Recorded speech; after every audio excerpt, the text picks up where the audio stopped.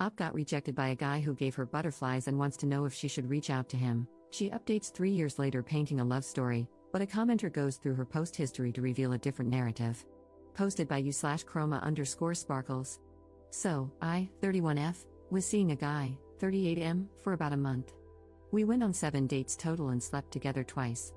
He seemed very excited about me in the first 3 weeks, planning dates, kissing, holding hands, and showing general PDA in public. He paid for every meal and activity, and he texted me daily. We had great conversations, and everything seemed to be heading toward us happily dating. Then, this past week, I suddenly noticed him slow fading me. Yesterday, when I asked if he was available at all this week, he sent me a text apologizing profusely, saying he thinks we should see other people. I simply replied, while bawling my eyes out, "It's okay. Good luck with everything." I deleted my Bumble account almost instantly after he sent me that message because I was ready to give up, but I remade it today. After swiping a few times, his profile showed up, and I noticed that he had deleted his account and made a new one as well. No idea why. But that shows me he didn't break things off with me for another woman. Of course, like a dork, I still swiped right, holding out some kind of dumb hope that we'll match again. Normally, when I'm rejected by a guy, whether things were going well or bad, I say my little good luck message and move on. But I honestly feel like this guy and I were on the way to something special. I know nothing I say will necessarily change his mind, but for some reason, I really want to send him a message, maybe in a week or two, after some time has passed. I want to let him know how I felt about him because I never really got the chance to. I had been planning to tell him this week that I was developing feelings for him. He was nothing but a gentleman, very nice, generous, and he made me feel really special for the first time in a long while. I truly feel like he was developing feelings for me too. He proved it with his actions and words, which left me feeling like he was genuine. So, for him to end things so abruptly has kind of left me confused. I know people are allowed to change their minds suddenly with no explanation, and he's well within his right to do so. I'd be lying if I said I wasn't hoping the message would get him to change his mind or, at the very least, open the door for us to talk more about what happened. But I'm not a complete fool. I know it's more than likely that he will read it and not respond, even though we didn't end on bad terms. Even knowing that it most likely won't make a difference, I still want to send it because I really do want him to know how much I liked him and appreciated him, even if he doesn't care enough to respond. I feel like it would be very cathartic for me, and whether he responds or not, it would give me some closure because I will have said everything that's been on my mind and in my heart for the past month. Should I go for it, or is it a waste of my time? Edit. You are all right. I won't send him anything. I might still write the message as I originally intended, for my own personal catharsis, but I will not send it to him. I won't make a fool of myself chasing after someone who told me they weren't interested. If he wants to reach out to me, he will. And if I never hear from him again, which I most likely won't, then that's my closure. Thank you for all the responses, even the ones that were a bit harsh. Update 3 years 5 months later. About 3 years ago, I made a post asking if I should reach out to a guy I was seeing after he rejected me. The general consensus was no, so I didn't. However, 3 months after I made that post, he actually reached out to me. We hadn't spoken at all during those 3 months, and I didn't go on any dates with anyone else. When I saw his text, my heart dropped, but I remained skeptical. After about 3 days of texting, he asked me to dinner. I grilled him about why he had rejected me and why he decided to reach back out. I wanted to ensure he wasn't playing any games. If I had sensed even a hint of that, I would have cut him off immediately. To keep things vague for privacy, the reason he gave for rejecting me was that he thought there was an incompatibility between us. Even though he really liked me, he didn't want to drag things out and then break it off later after one or both of us had developed deeper feelings. I asked why he decided to come back, and he explained that he realized we had something really good. He said he really liked me and was willing to overlook the incompatibility because, after thinking it through, he concluded it wasn't a big deal in the long term. For context, it wasn't anything major like kids, marriage, etc. He admitted he had made an assumption and ended things too early when he probably should have waited and talked it out with me. He acknowledged his mistake and apologized multiple times. I also asked if he had been seeing anyone else during the 3 months we weren't talking. He said no, he hadn't even been on any dates since me. Since he had never given me a reason not to trust him, I chose to believe him. I just wanted to make sure he wasn't using me as a rebound after being dumped or something. Long story short, we've been together ever since that dinner. And now, 3 years later, we're engaged. We are madly in love, and he truly is my best friend. My mom loves him, his mom loves me, he loves my fur babies, and they love him, so all is good. I'm sharing this not to brag, but to encourage people to stop cutting others off so quickly or assuming bad intentions when someone comes back. Believe me, I've been led on and used by men in the past, and I probably should have cut them off sooner. Looking back, the signs were there, but I chose to ignore them. My now fiancé has been nothing but a parade of green flags, but I was still cautious when we started dating. As much as I liked him, I would have walked away if I had seen any red flags. He came to me correctly and didn't play games. He asked me to be his girlfriend without me having to push for it, and he literally told me, "I didn't reach out with any intention other than asking you to be my girlfriend."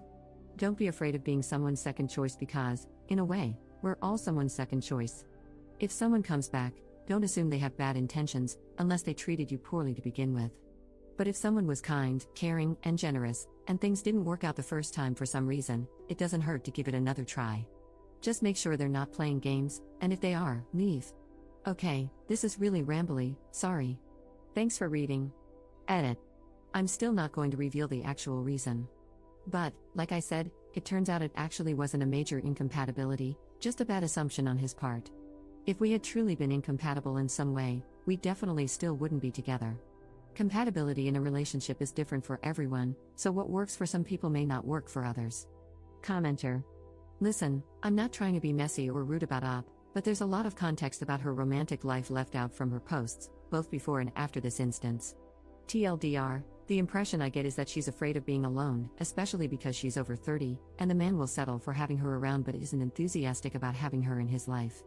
Outside of her talking about her dogs and weight loss, all of her posts are about her love life.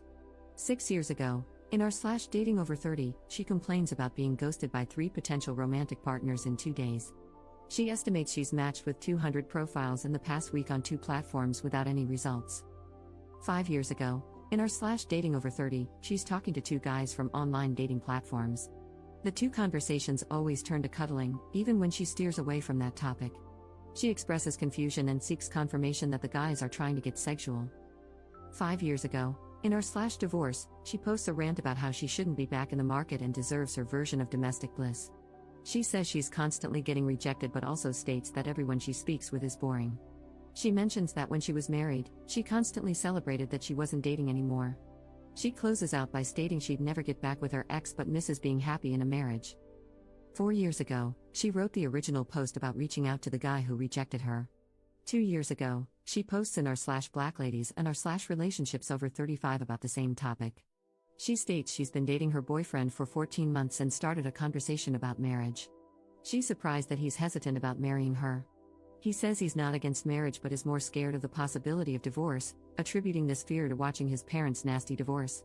She's shocked because she assumed he wanted marriage, given that his friends and family are all married. She ends by panicking about whether he wants to marry her and wonders if she should give up the desire for a legal marriage to hold on to the relationship. Op waffles between saying she's not waiting for him and mentioning that part 2 of the conversation is coming soon. The comments are revealing. Neither of them has retirement savings. Op mentions they won't have kids but avoids addressing questions about her previous statements that she wanted children, etc. Then she makes various posts about selling an engagement ring. The first post, she's selling an engagement ring to purchase another one that fits her preferences. My opinion, he agreed to marry her and she's buying her own engagement ring. The second post, she drops the price to move the ring quicker.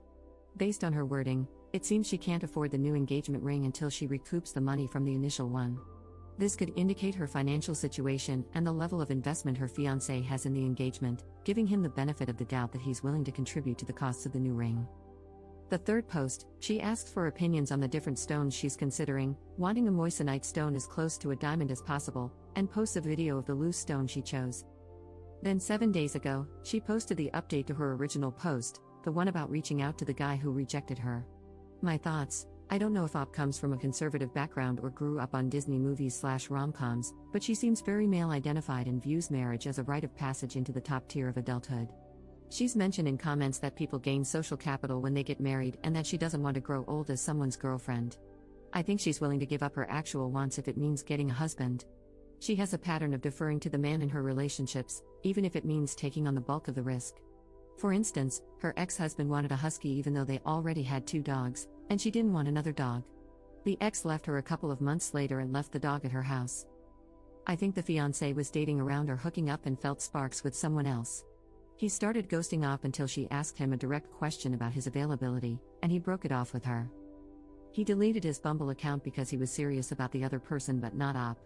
When he saw that Op matched with him again, he put her on the back burner as a backup. Once he realized nobody was feeling him or his potential matches didn't lead to anything, he circled back to her.